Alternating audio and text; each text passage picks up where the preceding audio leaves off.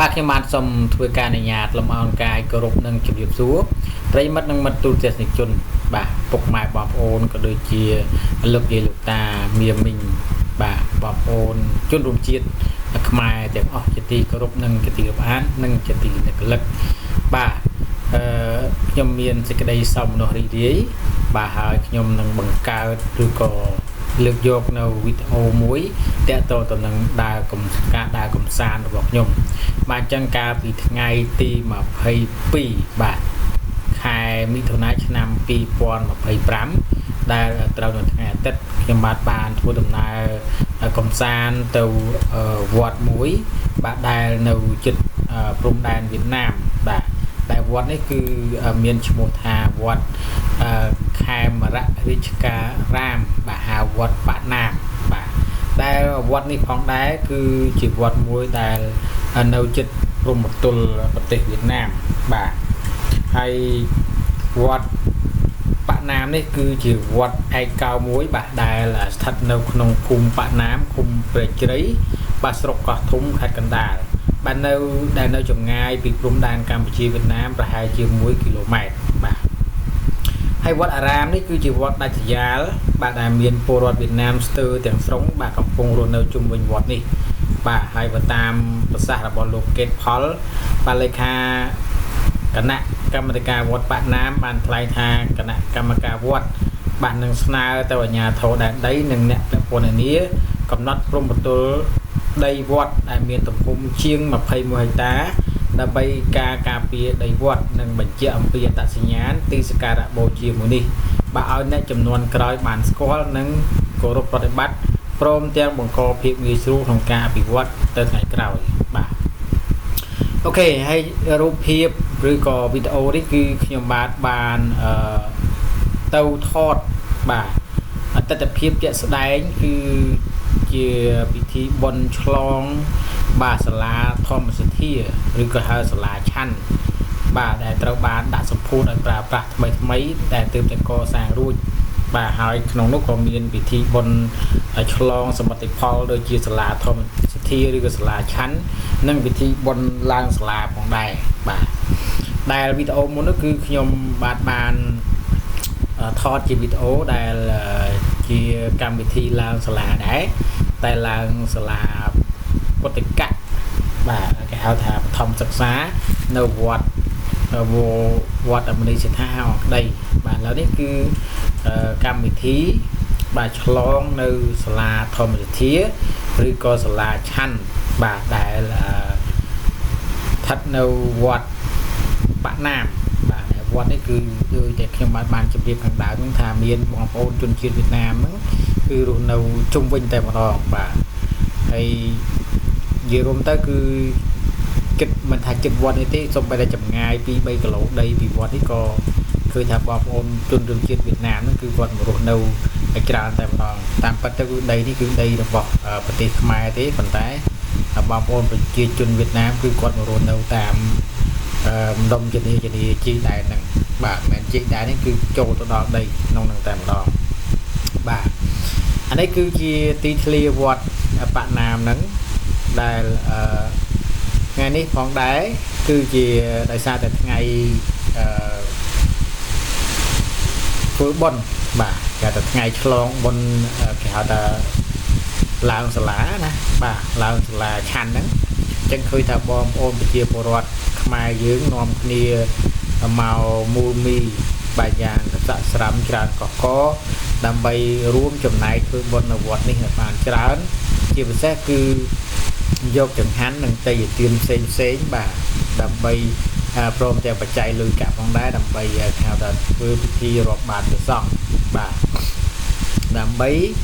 បាំងស្កូលនិងឧទ្ទិសជូនទៅដល់វិញ្ញាណក្ខន្ធបាទសាច់ញាតិពីដូនពីតាម៉ាកុងដែលបានចែកឋានអស់រយៈពេល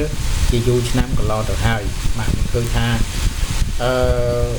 ការធ្វើបុណ្យឡើងសាលានេះវាជាជំនឿមួយរបស់ប្រជាជនខ្មែរដែលមានប្រពៃណីតាំងពីដើមកាលរៀងមកហើយខ្ញុំឃើញថាមិនងាយបានធ្វើទេបាទអញ្ចឹងរយៈពេលធ្វើគឺ6ខែ6ឆ្នាំអីនោះបាទតែមុនបានធ្វើម្ដងណា និយាយរួមគឺលុះត្រាតែមានពិធីសម្ពោធសមិទ្ធផលនានានៅក្នុងវត្តដូចជាព្រះវិហារសាលាខណ្ឌបាទឬក៏ឆ្លងរបងឬក៏អីផ្សេងជាដើមលាក់ផងដែរបាទអូខេហើយកន្លែងនេះគឺខ្ញុំថតនៅខាងត្បូងវត្តទេបាទប៉ុន្តែនៅក្នុងទីធ្លាវត្តដូចគ្នាបើដោយសារតែវត្តនេះគឺមានទីធ្លាធំចំនួនទីធ្លាវត្តនេះគឺទំហំផ្ទៃដីប្រហែលជាជាង21ហិកតានោះគឺវារុំគឺធំណាស់បាទហើយជាក់ស្ដែងគឺខ្ញុំបានទៅឃើញហើយគឺខ្ញុំឃើញនៅផ្លូវចូលទៅវត្តហ្នឹងហើយនឹងសងខាងគឺសិតតែបាទជនជាតិវៀតណាមណាបងប្អូនជនជាតិវៀតណាមគឺគាត់រស់នៅជុំវិញហ្នឹងបាទហើយបន្តមកទៀតគឺខ្ញុំសង្កេតឃើញណាអ្វីដែលខ្ញុំសង្កេតឃើញគឺសិតតែគេហៅថាចំការដំណាំដូចជាពោតមកជាពិសេសគឺចំការពោតបាទដែលក្នុងហ្នឹងមិនមែនតែពោតទេគឺមានចំការចម្រុះមានតាំងពីពោតតាំងពីបន្លែបង្ការគ្រប់មុខអីច្រើនយ៉ាងណាប៉ុន្តែឃើញច្រើនជាងគេគឺពោតណាបាទពោតហ្នឹងគឺគេដាំពិសេសគឺគេដាំយកធ្វើចំណីសត្វបាទយើងនឹងហើយថាចំណីសត្វគឺសឹងតែ100%ហើយឬក៏90%ដែលគេធ្វើឡើងពីពោតបាទកិនលាចូលគ្នាជាមួយនឹងរូបមន្តផ្សេងទៀតបាទឬក៏វត្ថុធាតុដើមផ្សេងទៀតបាទអូខេហើយកន្លែងនេះគឺជាកន្លែងទីធ្លានៅខាងត្បូងវត្តដែលដើរទៅនេះគឺអានេះឃើញគេថាលោកយាយលោកតាពុកម៉ែមីងបងប្អូនបាទទាំងអស់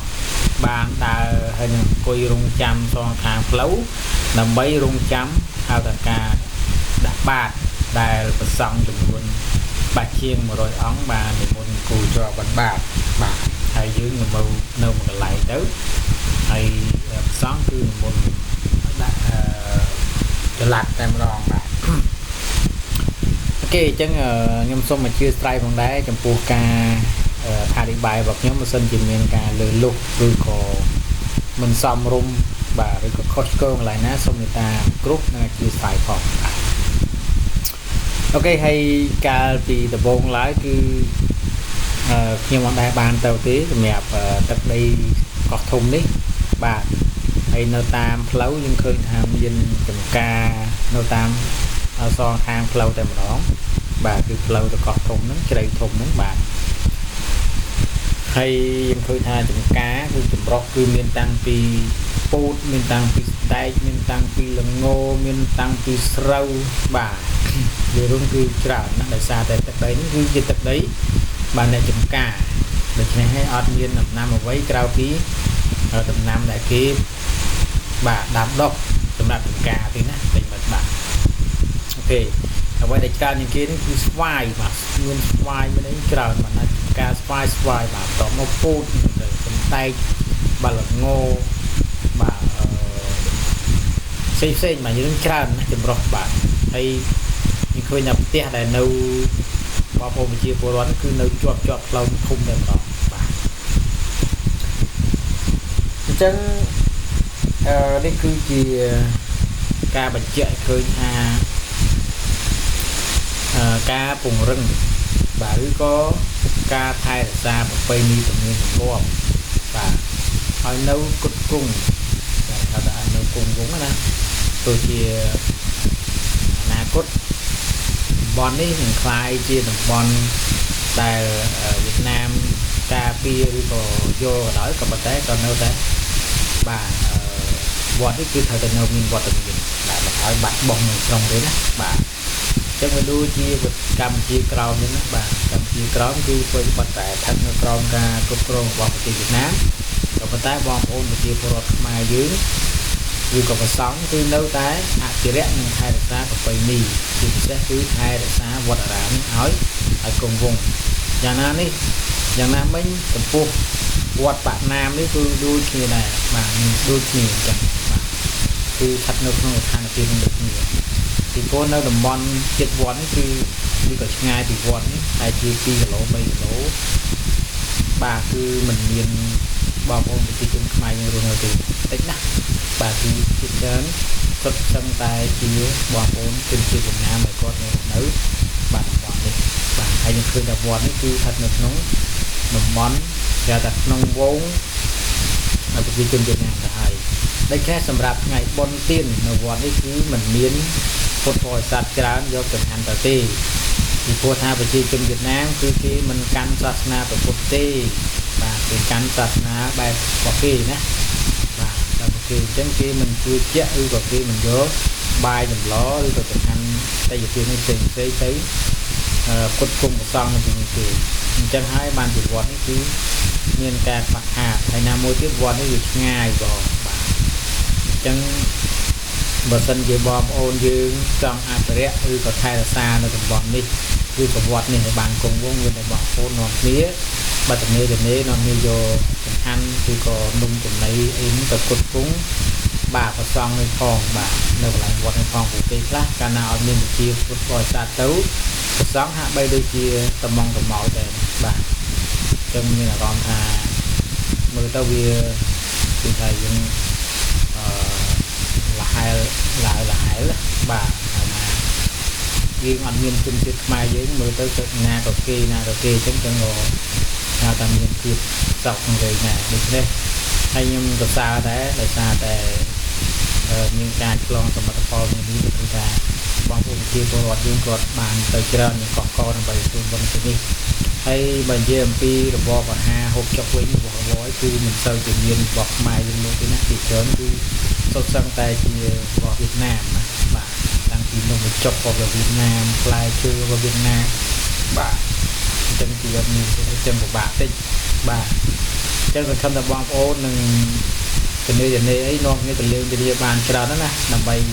ប្រសង់និងអាចារ្យគណៈកម្មការមានភាពកក់ក្ដៅផងហើយក៏ដូចជាយកចង្ហាន់បានចូល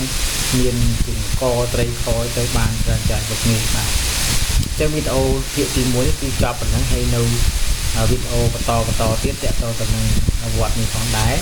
បាទកុំភ្លេចរងចាំតាមដានទេសនានិងសម្ដាប់អ្នកនេះសម្រាប់គណៈពេលនេះខ្ញុំបាទសូមជម្រាបលាជួបគ្នានៅឱកាសក្រោយទៀតបាទកុំភ្លេចតាមដានវីដេអូភាគ2បន្តទៀតបាទសូមអរគុណបាទ